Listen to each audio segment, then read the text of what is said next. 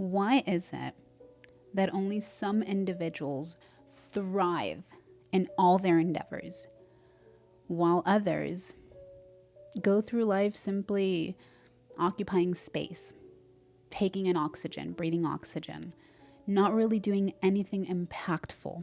They're born, they exist, and then they die in the same way. Is there a secret recipe to making it in life? Let's talk about it.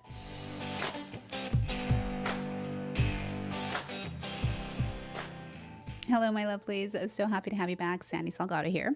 I hope that you all find yourselves well and in good health as always. Living with intention is the title of today's message. By definition, intention is a thing intended, an aim or a plan. So why is being intentional so important? Why is intention a must? Well, if we lived in a perfect world, our dreams would unfold and come to life before our eyes without having to move a muscle. Blessings would just magically fall into our lap without us having to put any effort into it. Things would be easy, in other words. But we all know that world does not exist, at least not in this lifetime, not before Jesus comes back for us. So we need to be intentional. We need to live with intention. And the reason why it's so important is because by doing so, we take control and power of the outcome of our days. Think about it. How many times have you come across an individual with no goals, no dreams, no ambition, no aspiration, just kind of drifting through life? How many individuals like that do you know? Or better yet, could that person be you? Matter of fact, let's do a quick exercise. Without giving it too much thought, I want you to think about the first 2 or 3 hours of your day. What are some highlights that you can think of that you accomplish in the first 2 or 3 hours? Do you wake up excited every morning because you set goals for yourself? Do you paint a picture of how you want your day to look? Or are you one of the 70, 80% of individuals of population that wake up and roll around bed the first couple of hours scrolling through their phone? No condemnation, just a simple question. Put things into perspective for a moment. I want you to name 3 things, very simple, 3 things off of your morning routine that are essential for you, that you need to accomplish each and every day, each and every morning in order for you to feel fulfilled. What are those 3 things? Do you have at least 3, if not 1? What are 3 things that you do at the very beginning of your day that help you grow mentally, spiritually, emotionally, and physically? It could be prayer, that you start with prayer, reading, journaling, podcasting, meditating. How do you spend the first couple hours of your day? Do you write down your goals? The Bible tells us in the book of Habakkuk that in order for things to come to life, we must write down the vision and make it plain. Ask yourself, is your day structured? At the end of the day, before you lay your head on your pillow, how many things have you checked off of your to-do list? Or do you even have a to-do list? If most of your answers were no, or I don't know, or I don't have it, I hate to break it to you, but like the saying goes, Houston, we have a problem. Again, this is not a message of condemnation or a judgmental message. And I am not saying that every single day of our existence has to be filled with chaos and busyness and to-do and chores. We need balance because often we confuse busyness with productivity, and busyness does not always equal productivity. It's okay to be content with simplicity if that's the kind of lifestyle that you aspire to have. There's nothing wrong with living a simple life.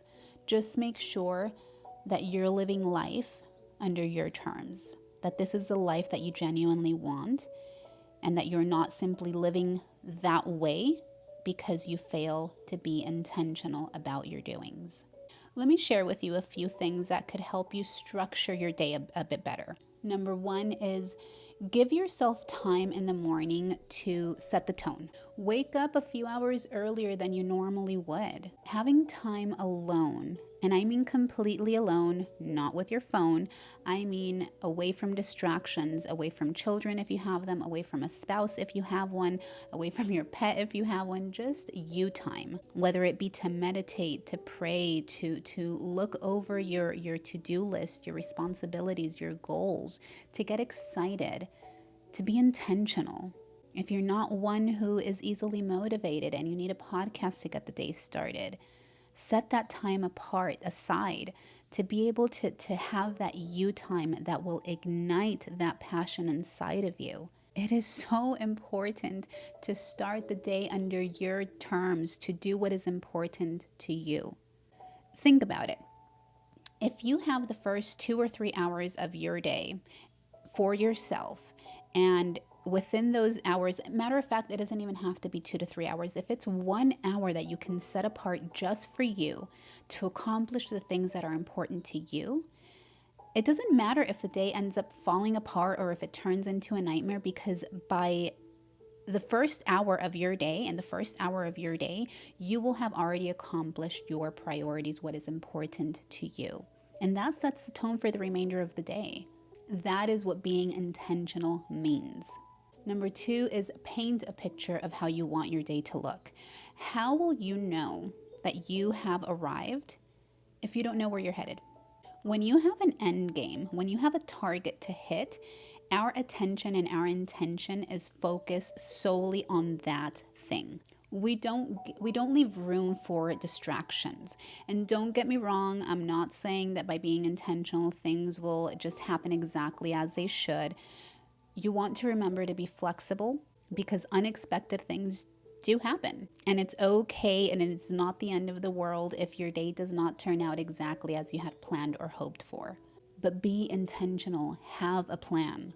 Number 3 is accountability. It's one thing to paint a picture and write down your goals, but if you are not taking action, painting the picture and writing down the goals is pointless. It is important to remember your why you're doing what you're doing. It is important to have somebody outside of you to hold you accountable as well, someone that you can trust that will help you reach these goals, that will remind you in those seasons of discouragement, because let me assure you, they will come, they do happen, and you just need somebody from the outside looking in to remind you why it is that you're doing what you're doing, to remind you of the bigger picture.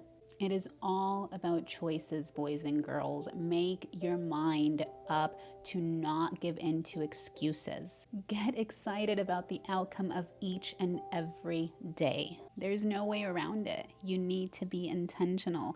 The Bible in the book of Ephesians, chapter 5, verse 15, tells us to be very mindful and very careful about the way in which we live. To live as the wise do, not as the unwise choose to live. To practice wisdom. In other words, don't live like a fool without a plan. Know what you need to do and do it. Be intentional. Have a plan and execute. I do hope that this message helps. I do hope that it serves its purpose. And I do hope to see you again soon. Until next time, God bless each and every one of you. Ciao.